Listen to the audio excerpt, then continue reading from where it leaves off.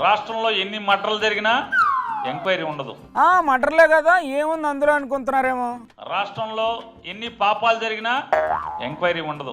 ఎవరు పాపానాలు పోతారు అనుకుంటున్నారేమో సార్. సాక్షాత్తు పిఠాపురం నియోజకవర్గంలో ఒక దళిత వాడ మొత్తాన్ని సామాజిక బహిష్కరణ చేస్తే ఎంక్వైరీ ఉండదు. అది సార్ పవన్ సార్ ఇమేజ్.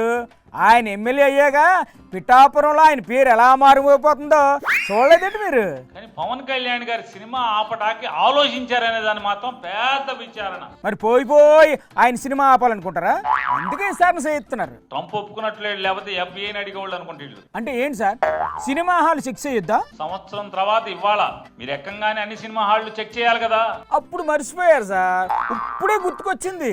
సిగ్గు లేదా అని అడుగుతున్నాను. సినిమా థియేటర్లు చెక్ చేయడానికి సిగ్గుండి తీరాలంటారా, ఉండొద్దంటారా? మీరు ఎక్కంగానే సినిమా హాళ్ల గురించి పట్టించుకోవాలి కదా. మరి అప్పుడు పట్టించుకోలేదండి. ఎందుకు పట్టించుకోలేదని అడుగుతున్నాను. సినిమా థియేటర్లో పాప్కార్న్, కూల్ డ్రింక్లు, సమోసాలు ఎక్కువ రేట్లుగా అమ్ముతున్నారంట. అప్పుడు తెలీదా పాప్కార్న్ ఎక్కువ అమ్ముతున్నారని? అప్పుడు కూల్ డ్రింక్ ఎక్కువ అమ్ముతున్నారు మీకు తెలీదా? అదంతా కాదండి, సినిమా ఇండస్ట్రీ వాళ్ళు చంద్రబాబు దగ్గరకు వచ్చి దండం పెట్టలేదంట. ఆ కోపంతోనే పవన్ సార్ థియేటర్ల మీద పడ్డారని బయట టాకు.